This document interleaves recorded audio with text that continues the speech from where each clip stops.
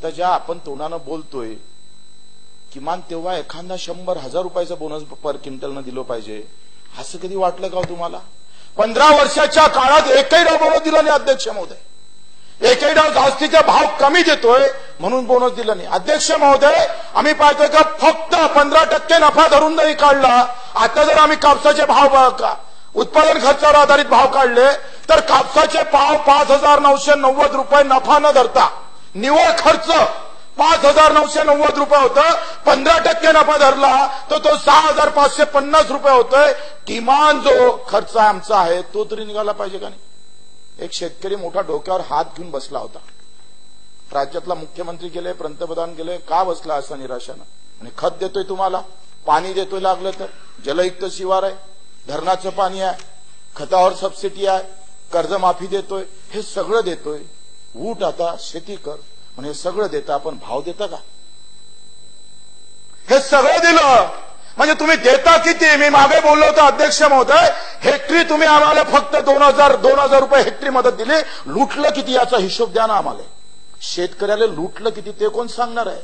ते काँग्रेसचं असू दे, राष्ट्रवादीचं असू दे का भाजप शिवसेनेचं असू दे, तुम्ही लुटलं किती त्याचा हिशोब पहिले दिला पाहिजे. मंत्र्यांना दाव्यानं सांगितलं पाहिजे का ही आम्ही माफी मागतोय, तुम्हाला लुटलं जास्त आहे. अध्यक्ष महोदय, पर क्विंटला मागं 2,000 लुटलं. 6,000 कापूस होता क्विंटलाचा, 4,000 विकावं लागला. पर क्विंटला मागं तुम्ही 2,000 लुटला. आणि हेक्टरी तुम्ही आम्हाला 1,500 दिले. 1,500 हेक्टरी द्यायचे आणि क्विंटला मागं 2,000 लुटाचं, हे काय देणं म्हणायचं का अध्यक्ष महोदय? अध्यक्ष महोदय, सरकार कुठलं जरी आलं तर हमी भाव देऊ शकत नाही. ही काळ्या उत्पादन खर्चावर आधारित भाव देऊ शकत नाही अध्यक्ष महोदय. ही काळ्या दगडावरची रेष आहे अध्यक्ष महोदय. कोणी किती काय ताना मारू द्या, कोणी किती काय काही सांगू द्या, एकतर आम्ही पाहतो का ग्राहकांचा विचार केला जातं, खाणाऱ्याचा विचार केला जातो. अध्यक्ष महोदय, कुठलाही कोणी जरी पंतप्रधान होऊ दे, अच्छे दिनवाले असू दे का बुरे दिनवाले असू दे, तुम्ही भाव देऊ शकत नाही अध्यक्ष महोदय. आणि मग याच्यातला एक मार्ग, एक पर्याय आहे. मुख्यमंत्री महोदय म्हणते का आम्ही शेतकऱ्याला उभं करू. पण शेतकऱ्याला उभे करू, काय करून उभे करणार आहे तुम्ही? पाणी दिल्यानं शेतकरी उभा राहणार आहे का? अध्यक्ष महोदय, आखरी उत्पादन स्वामीनाथन आयोग, आपण 2006 मध्ये सोनिया गांधीजींच्या आदेशानुसार स्वामीनाथन आयोग निर्माण झाला. स्वामीनाथन आयोग 2006 मध्ये निर्माण झाला आणि स्वामीनाथननं काय म्हटलंय, एक अत्यंत महत्वाचं वाक्य वापरलं अध्यक्ष महोदय. काय म्हणताय स्वामीनाथन आयोग? उत्पादन वाढलं पण उत्पन्न वाढत नाही. उत्पादन वाढवलं शेतकऱ्यानं पण खिशात पैसे येत नाही अध्यक्ष महोदय. तो खिसा खाली आहे. आखरी उत्पादन वाढून जगू शकत नाही, उत्पन्न वाढलं पाहिजे अध्यक्ष महोदय. मग उत्पन्न वाढवण्यासाठी तुम्ही भाव देऊ शकत नाही म्हणजे उत्पन्न वाढवण्याची ताकद तुमच्या सरकारमध्ये नाही. सरकार कुठलंही असू द्या अध्यक्ष महोदय, त्याचा उत्पादन खर्च कमी करण्याची ताकद तुमच्या सरकारमध्ये आहे का? आम्हाला याचं उत्तर पाहिजे.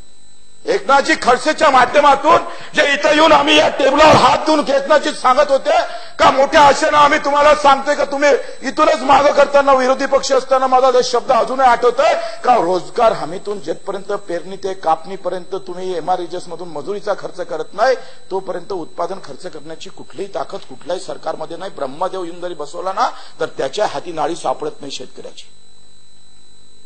अध्यक्ष महोदय, उत्पादन खर्च कमी करण्याची ताकद तुमच्यात आहे. उत्पादन खर्च कमी करण्याची ताकद एका गोष्टीमध्ये आहे, जोपर्यंत एमआरएचएस मधून पेरणी ते कापणीपर्यंत सर्व कामे एमआरएचएस मधून होणार नाही तोपर्यंत त्याचा खर्च कमी होणार नाही. आज मजुरीचा खर्च 75% अध्यक्ष महोदय, 25% बियाणे आणि खतावर जातं. आता अवकाळी पाऊस आला नाही, मग आमची दुबारा पेरणी करावी लागली म्हणजे आमचा खर्च 100% निघत नाही.